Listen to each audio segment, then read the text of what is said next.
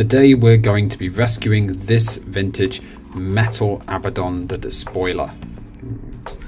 I'm Woody and welcome to Woody Minis. I took a 20-year break from Warhammer and I lost all of my metal miniatures through various house moves, university and life.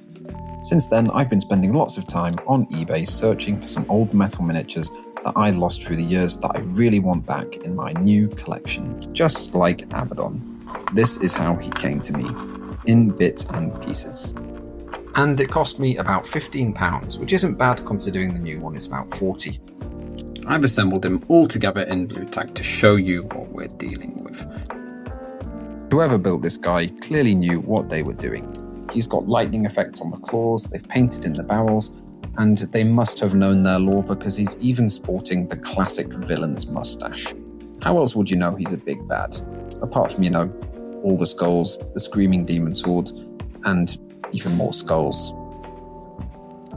He does have a little bit of damage. This spike has been sheared or snapped off, but that's just how it is. I remember my old metal miniature was called Abaddon the Armless or Abaddon the Harmless because his limbs would fall off and the dice would always go against me. Now let's get him fixed up with some Hobby Mir paint remover. I've placed it into a glass jar because I'm going to put it in the ultrasonic cleaner to give it a bit of extra power.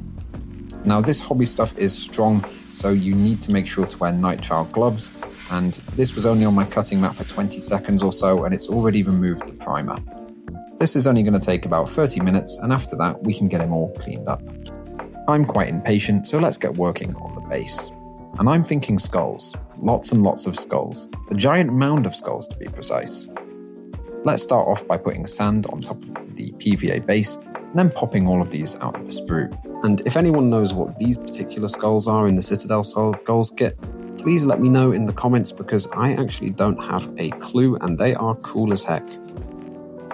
Despite the bareness of my sprues, I didn't actually have enough to create the mound I wanted. So instead I added a nice piece of bark to the base by applying contact superglue over the edges that would be touching. Now the base hasn't yet dried, which means I can push it in just a little bit and it'll increase the contact area. This will help it keep secure. It's looking pretty good, and now it's time to start adding all of those skulls. We want them absolutely everywhere. I've already mentioned skulls about 23 times, so just enjoy the music while we have a little speed run.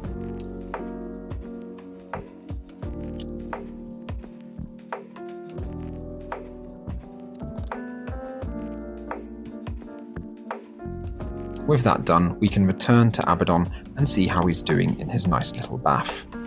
And yes, it's turned black, which means that the paint has been removed. Let's take a closer look. Lovely and shiny. I took all the pieces and I put them back into the ultrasonic cleaner just in the water bath to get rid of all this toxic gunk. When I took them out and gave them another quick rinse in the sink, they looked like this.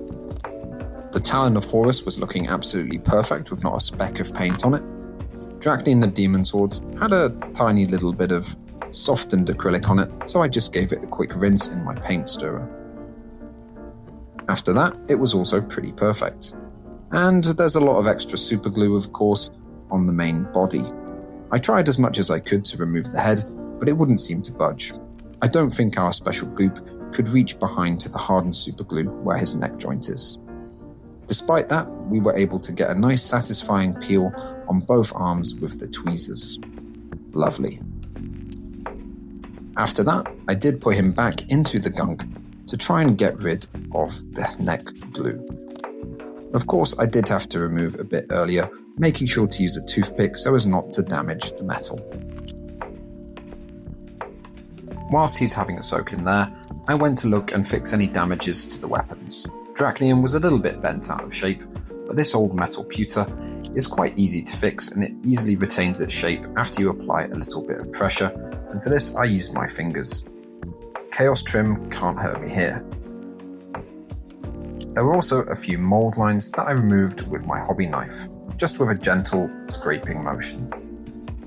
The spikes, however, could hurt me, and yeah, I didn't want to damage them with any metal tools, so instead I just used my fingernails, and if there's a better way, let me know. I'd also decided to soup up the Talon of Horus by drilling in its barrels, first by scoring with my knife and then using a 1mm pin vise. There was nothing else to do apart from twiddle my thumbs and forget to turn my camera on when I took him out, removed the head and primed it. So sorry guys. No worries, we can go straight on to painting. Or can we? Because I have no idea where to start and I really want to show my best here. So I asked a few people in the hobby community, local to me, where I should start, and they all recommended starting with the brightest point, the OSL. For this, it's going to be the joint where his neck meets his armor. And yes, I know an airbrush would have made this a lot easier, but I don't really have the space to use one, and I also don't have the ventilation either. I imagine warpy pink light shooting out from his armor, lighting up the underside of his head, and some of the armor panels too, as well as these pipes. So I'm adding a little bit of white just onto the edges, as if it would be reflecting it. For the warpy energy, I'm choosing voluptuous pink. I'm just adding it absolutely all over this stuff in quite a little bit of a thinned down mix. It looks okay from here, but it looks a lot better in person. The brightest points weren't bright enough, so I added another layer of white and the core of it, and then highlighted it with an even thinner mix of the pink. All this brightness and really saturated colours will draw a lot of attention to the face, so I want to make it look as nice as possible. Base coating red, and then mixing in a gradient of Wraithbone on my wet palette. I painted from darkest to lightest, then lightest to darkest, using a really thin glaze, wet blending the colours as I went.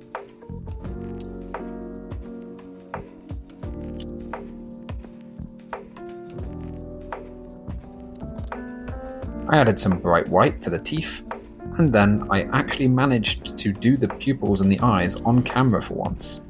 Fantastic. He's starting to look a bit more lively now, but we still need to add these pupils. I switched to my finished brush and added some black right to the center of the eyes. I know some people do this in the opposite way, black then white, but I couldn't see myself doing it that well, to be honest. There was a few more glowy bits like the armor vents on the back of his Terminator armor, which I repeated in the same steps, but this time adding the core of white using inks, sinking into the recesses, which gives it a better look. After finishing this bit, I painted the sword, but I wasn't happy with the results. This was just from a dry brush with blue, and it just looked really flat to me, so I decided to repaint the whole thing. I think it's important to show some mistakes on camera, especially as I'm an amateur, and, well, that's what amateurs do. Try again, do it better. This time I added a gradient at the bottom using purple and painted the edges with the same pink I used for the glow in the armor. When that was all done, I got my dry brush ready, got off the excess paint and dry brushed it black to really increase the contrast and make it look like it was glowing from the inside, right in the core.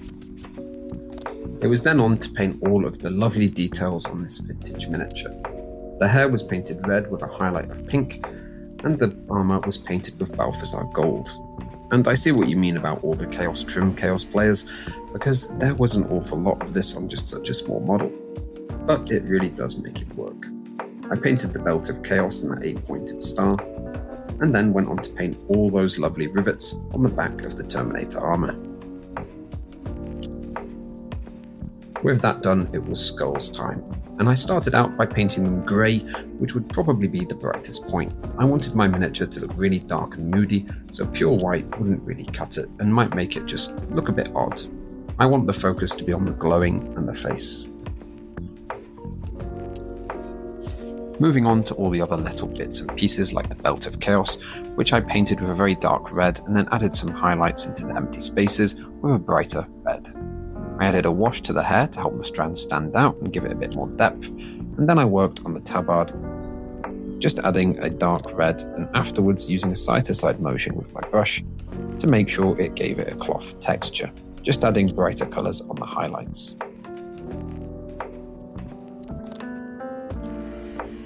There was still a lot of dark empty space on the armour, so I used Iron Breaker to paint in all the chains, pistons and actuators to give it a bit more colour variation.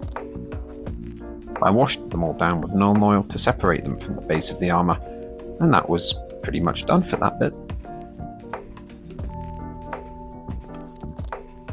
With all the armour done and hard to read plates finished, I added Drachnium with a little bit of superglue using the pinning. I then added the Talon of Horus just with a bit of superglue, scoring in the metal. I decided to keep with the original owner's theme and give it a blue lightning effect.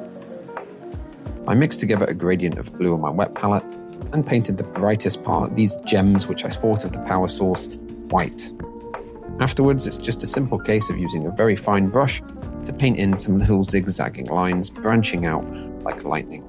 Then adding some brighter parts around the gems to look like they're glowing.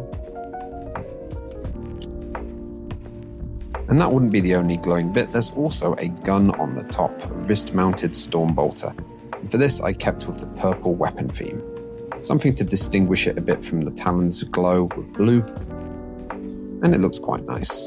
The Eye of Horus is always a bit tricky, but by using a base red and then moving up gradually towards lighter shades of yellow, I got it done to a standard that I'm quite happy with.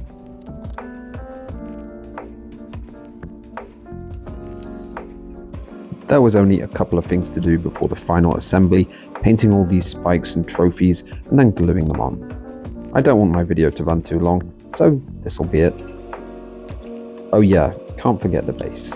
A lot of dry brushing with brown over the cork and the floor. After that, even more dry brushing for the rest of the skulls. Following this, I decided to dip into some technical paints, blood for the blood god, and add some blood to all of these skulls coming out of their eye sockets. This was quite a tricky thing to use, but I think I got the hang of it in the end, and it dries a lot less bright, which I was very thankful for, otherwise I'd have to dull it down and that would take more time, and I wanted to move on to the next project. Okay, he is finished. He's all stuck on, and without any further ado, it's time for you guys to like and subscribe, because I have some more vintage miniatures that I want to rescue too. So, yeah. No, wait, no. Grand reveal.